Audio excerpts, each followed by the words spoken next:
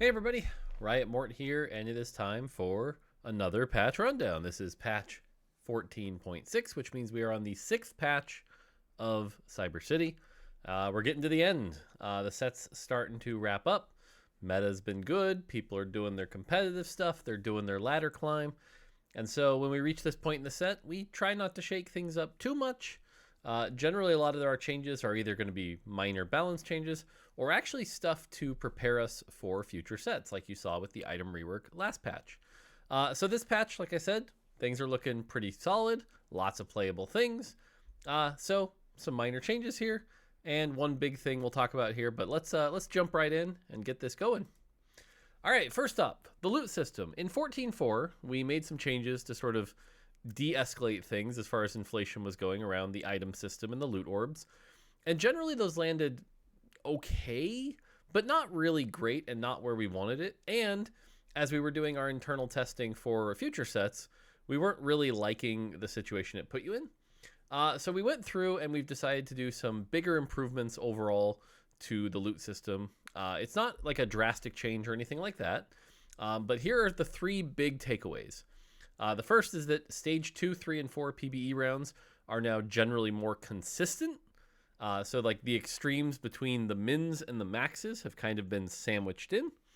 And so they'll always drop some items and some gold. Now, I'm not saying it'll be a lot of items or a lot of gold, but you always get some of each. So if you were somebody who really didn't like a 0 gold PBE round, that's gone. There'll at least be a little gold. Keep in mind, it could just be a silver orb that's 2 gold, so again, no major changes, but a little more consistency here. Overall, the total average item count has increased. So overall, you're going to see a bit more items than you did currently. But overall, you are going to see a bit less gold than you see currently. So again, not major shifts here, but overall, more items, things like that. It gets us kind of closer to where we were pre 14.4. But not on the gold side. On the gold side, it's actually a pretty decent deflation. And even in our testing in 15, we're pretty happy with this. So, like I said, this is another one of those changes to kind of get us ready for the next set. One other thing is that Scuttle Puddle and Crab Rave have been feeling a little less special. So they now increase by 1 component. It used to be 2, then it was 0, now it's 1. So we're going to try that. Cool. On the 2-star encounter, this is the one where your shop can randomly have some 2-star units. We've dramatically lowered the odds of seeing a 2-star champion in the early game, especially on the same round. They should say round. So, just going to make this a little bit more consistent of a portal as well. Finally, last thing here, pretty minor, but due to an oversight here, Talker's Trials 3-1 ended up way too hard with Zeri and Shiv. So we fixed that. So Talker's 3-1 shouldn't be kicking your butt anymore. So, cool. On the trait side, Dynamo Flex has been really, really good, kind of S tier, very flexible, very reliable. And a lot of people look at this comp and they're like, ooh, nerf Elise, or ooh, nerf Morgana, and stuff like that. But the reality is the trait itself has been doing a lot of the contribution. It kind of makes your tanks cast a lot more often, providing them just a lot more effective health and really good front lines. And so overall, we haven't been really happy with just how valuable, like even just a 2 Dynamo is, or 4 Dynamo. So we're going to nerf this trait from 5.7.11 to 4.6.10.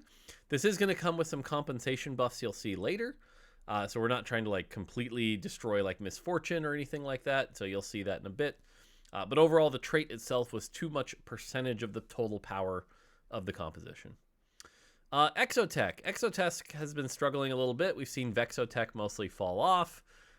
We've also seen 7 Exotech basically be, unless you insanely high roll from the right spot, you're not really playing 7 Exotech.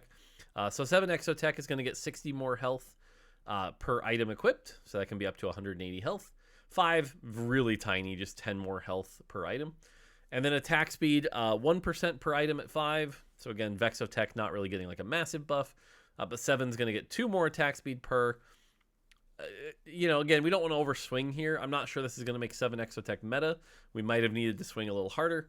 But it should help at least. Golden Ox. Golden Ox is a very weird trait in the sense that of any trait I think we've ever made, the ratio of like 1st to 8th is pretty insane. Golden Ox right now is clearly the highest cap comp in the game. There's no comp better at nailing down first place. It's a little too good at it. And so we went with a very light touch here, just a little bit less base damage amp. Now remember, this does affect how it scales. So this is a bigger nerf than just 1%, but it is still a small nerf. And then a little bit less free components from this. Again, just trying to lower that cap. I still think Golden Ox is going to be the best cap in the game, just a little less. Syndicate, missing some green numbers here, but basically this is just a 5 Syndicate buff. 5 Syndicate is going to get 50 more health. It also shouldn't say HP per item, it should just say HP. So sorry for the typos there. But Syndicate, 5, a little more health, and a little bit more damage amp. So 3% more damage amp at 5 Syndicate. Just opening up some more 5 Syndicate lines, making that a little bit better. Finally, 6 Vanguard. This has been pretty untempting. No one's really playing around 6 Vanguard unless they get some like free Tactician's crowns and emblems and stuff like that. And even then, it's like, So 6 Vanguard is going to get 8% more shielding each time it procs. So should be a little bit better. All right, on the champion side, Kog'Maw Opener is a little too good. The win rate in the stage 2 rounds is a little too good. So we are nerfing 1 and 2 star Kog'Maw very slightly here. This is minute when it comes to nerfs. Not nerfing 3-star Cog and technically buffing 4-star Cog, but barely. So just know that the rapid fire Boombot Opener will be a little bit worse. All right, this patch, 2 costs. 2 costs have kind of been the thing that haven't really been successful this meta. There's a bunch of 2 costs you look at and you're like, I barely even want to itemize them in stage 2, let alone 3 or 4 or things like that. So a lot of the 2 costs are getting some love here. Darius is the first big one here. Has anybody put a hat on Darius in a long time? Not really. So his base heal percentage is going up just a little, but if you put the hat on him, the big thing here is actually the damage fall off will go down, so he can actually do a pretty chunky amount of AoE damage if you want to consider investing in him, and he'll heal per target hit more. So Kingpin rerolled Darius might be a little bit better. Echo, this one we have to be careful with because Echo as a tank is not that great, but he's still played in a lot of comps simply because he pairs with Nico, offers that Street Demon strategist connection with Nico. So we do see him on a lot of boards. So I'll be honest, this buff I don't think makes him like magically much better. And we had to be careful so we don't overbuff things like the Street Demon line or the Amp line that use this. But he does get a small buff to the heal. Alawi 3, still not really worth investing in. So plus 100 on her heal. Cool. Jhin, this is what I was talking about with some of those compensation buffs, as well as it helps early Exotech. Jhin has basically fallen out of favor other than as a Dynamo trait bot or an early marksman trait bot, possibly an item holder as you head to Xayah. So he's going to get 10 starting mana and 10 mana off so that he can cast a little bit more often. Next up is LeBlanc. We're going to keep buffing her out little by little. We have to be careful because we don't want, her to be way too good and end up with like a strategist reroll that's way too dominant. But she'll do a bit more damage. Biggest buff here is actually at 2-star. So 2-star LeBlanc should actually feel a bit better. But there you go. Ross, this is actually one of the bigger buffs and maybe a bit of a surprise. But have you ever hit a Ross 2 on 2-1 and put items on it and really felt good about it? Not really. Not really. In fact, I think a lot of people right now would rather have the items on Vi than Rost. And I don't think that's really great. Now, yes, Rost provides the Divinicorp value of the armor and MR to team, so he sees a lot of play as a Divinicorp bot or as a Vanguard bot, but we want to make investing in him a little bit more worth it. So his heal is actually going up a good chunk here. This is a pretty big buff to Rost. So next patch, consider Rost as like a tank option. Could be cool. Skarner, we wanted to also buff Skarner, but we had to be kind of light because we couldn't just buff Rost and Skarner in the same patch. That might have done some pretty weird things. So for now, what we did was if you go 3-star Skarner and have an armor item or 2 on him, he should output a lot more damage. So cool option here if you want to get like a Skarner reroll with a Bramble Vest going. So give that a try. Vayne just hasn't really landed since the Ginsu's rework. Yes, we recompensated buffed her, but it wasn't enough.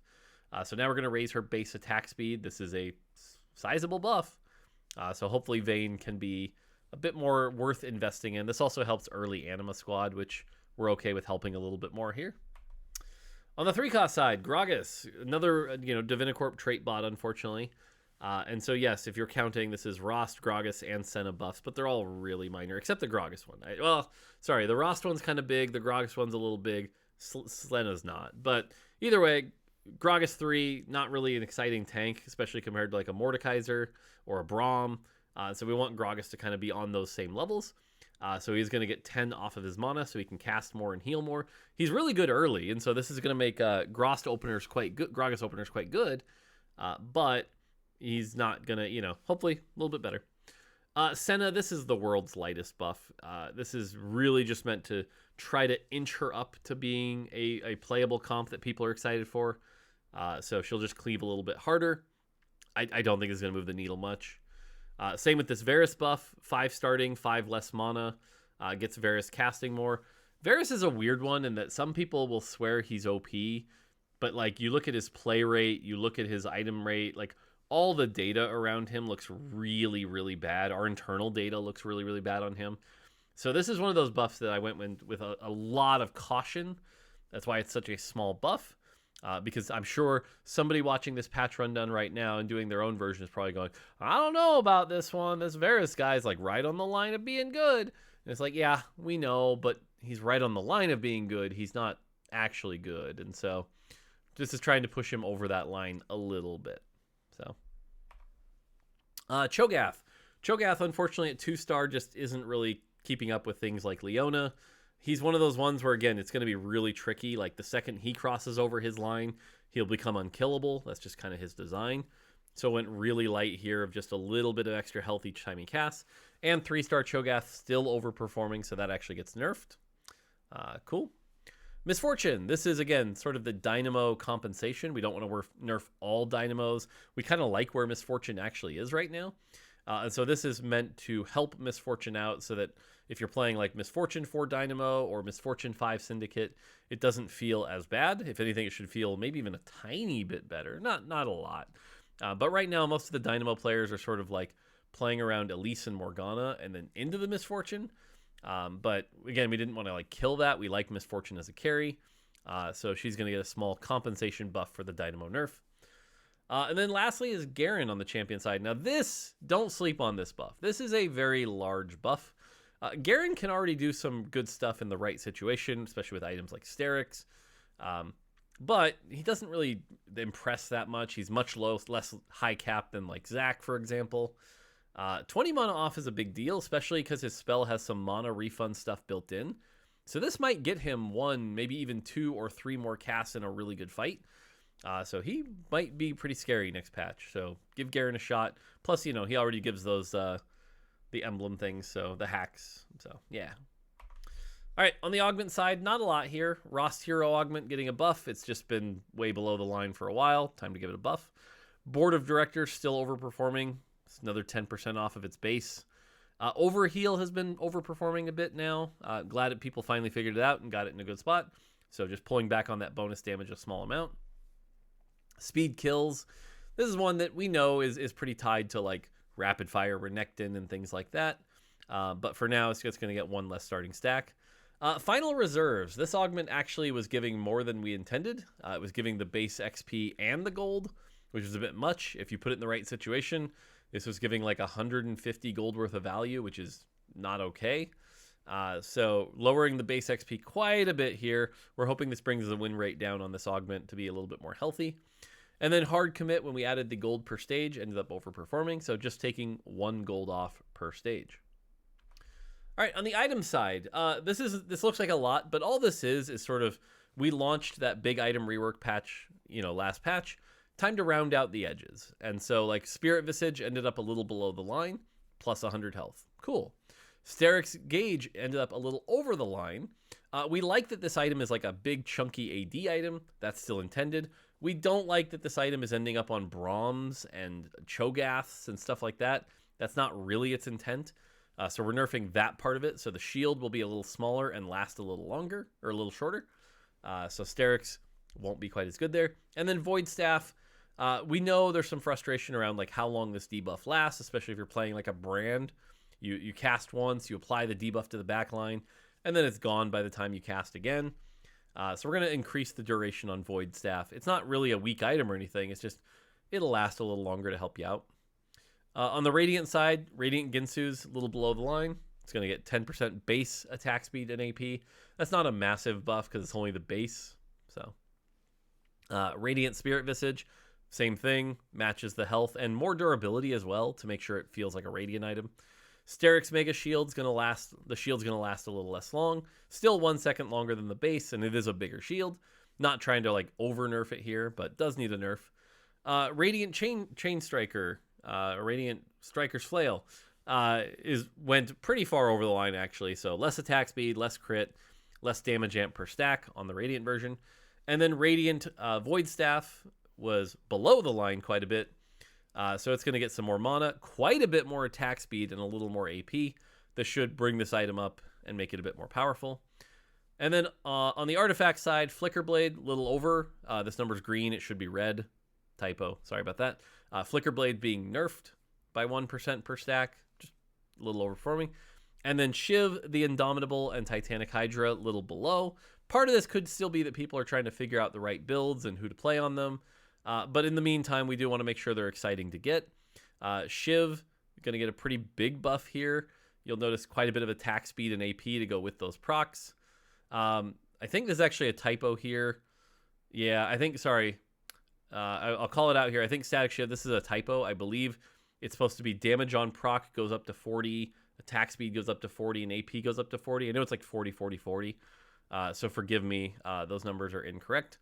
But the Indomitable numbers and Titanic Hydra numbers are correct. So this looks like a copy paste from the Radiant Void Staff. Sorry about that.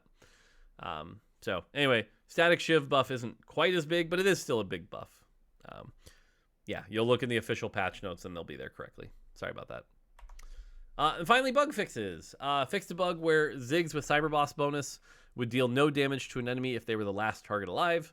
So if you played Ziggs carry, you know how this felt. Felt bad. Static Shiv no longer overflows infinite damage when reinforcing and double up. Divinicorp's Crown tooltip corrected to say it grants a Spirit Visage instead of a Redemption. Exalted Adventures reward correctly replaced the removed Anima Visage with the Indomitable. Double up Gifts Armory reward of a random complete item can no longer fail to give an item. Man, when we have to change out an items, we have to change it in a lot of places, and so it leads to these errors. We gotta fix that. Renekton 3 now correctly gains 10,000 max health instead of 30,000. So bit of a nerf to Renekton 3, I suppose. Anima Squad's Boom Trains now work on your partner's board when reinforcing and double up. So if you have 10 Anima and double up, cool. Malicious Monetization no longer fails on Zac and units with Suspicious Trenchcoat. Great. So the Cypher prop now correctly updates immediately at the start of each stage. Cool. Tome of Traits no longer prevents Clear Mind from working. Great. And Garen's trait mods can no longer be applied to training dummies with Syndicate emblems. Sweet. And there you go. Like I said, we're at the end of a set. We're getting near the end. It's not a very big patch or anything like that, but it is still a patch. Should bring some light changes. Let us know. There's, I think, 2 patches left this set after this. So if there's anything in particular you guys felt like you haven't seen this set that you're like, I'd really wish you guys would get to this, now would be the time to bring those up so that we can try to get them in for the last patch or 2. And then pretty soon it will be spoiler season, which will be pretty exciting. So, yeah. All right, and there you go. Patch 14.6. Should be fun. All right. That's going to do it for me. 2 more patches left. Good stuff. Until next time, take it easy.